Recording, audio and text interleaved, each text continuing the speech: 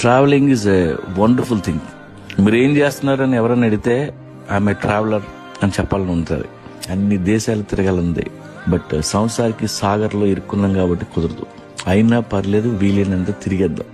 Yearly once ఏదో ఒక దేశం వెళ్ళండి, ఆ కిక్కే వేరు. గ్రూప్తో వెళ్ళి గైడ్ వెనకాల తిరిగే వాళ్ళని టూరిస్టులు అంటారు. సపరేట్గా వెళ్ళి ఇష్టం వచ్చినవి చూసే వాళ్ళని ట్రావెలర్స్ అంటారు. ఈ రెండు కాకుండా వేరే బ్యాచ్ ఉంది, వాళ్ళని ఎక్స్ప్లోరర్స్ అంటారు. ఎక్స్ప్లోరింగ్ చేయాలంటే బాల్స్ ఉండాలి, లైఫ్లో ఒంటరిగా ఉండాలి. ఎక్స్ప్లోరింగ్ కాకపోయినా అట్లీస్ట్ ట్రావెల్ అయినా చేద్దాం. ఈ ప్రపంచం ఒక పెద్ద పుస్తకం.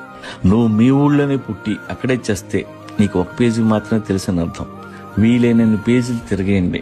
అతి తక్కువ ఖర్చుతో ఎలా ట్రావెల్ చేయాలో ఒకసారి గూగుల్ చేయండి. వీలైతే ఒంటరిగా ట్రావెల్ చేయండి. ముందుగా హోటల్ బుక్ చేయొద్దు, ఎవ్రీడే ప్లాన్స్ పెట్టుకోవద్దు. ఆ రోజు ఎక్కడ పడుకుంటున్నావో, ఏం చూడబోతున్నావో నీకు తెలియకూడదు. అది travelling is a wonderful thing. మీరు ఏం చేస్తున్నారని ఎవరైనా అడిగితే ఆమె ట్రావెలర్ అని చెప్పాలని ఉంటుంది. అన్ని దేశాలు తిరగాలంది. బట్ సంవత్సరానికి సాగర్లో ఇరుక్కున్నాం కాబట్టి కుదరదు. అయినా పర్లేదు, వీలైనంత తిరిగేద్దాం. ఇయర్లీ వన్స్ ఏదో ఒక దేశం వెళ్ళండి, ఆ కిక్కే వేరు. గ్రూప్తో వెళ్ళి గైడ్ వెనకాల తిరిగే వాళ్ళని టూరిస్టులు అంటారు. సపరేట్గా వెళ్ళి ఇష్టం వచ్చినవి చూసే వాళ్ళని ట్రావెలర్స్ అంటారు. ఈ రెండు కాకుండా వేరే బ్యాచ్ ఉంది, వాళ్ళని ఎక్స్ప్లోరర్స్ అంటారు. ఎక్స్ప్లోరింగ్ చేయాలంటే బాల్స్ ఉండాలి, లైఫ్లో ఒంటరిగా ఉండాలి. ఎక్స్ప్లోరింగ్ కాకపోయినా అట్లీస్ట్ ట్రావెల్ అయినా చేద్దాం. ఈ ప్రపంచం ఒక పెద్ద పుస్తకం. నువ్వు మీ ఊళ్ళోనే పుట్టి అక్కడే చేస్తే నీకు ఒక పేజీ మాత్రమే తెలిసిన అర్థం.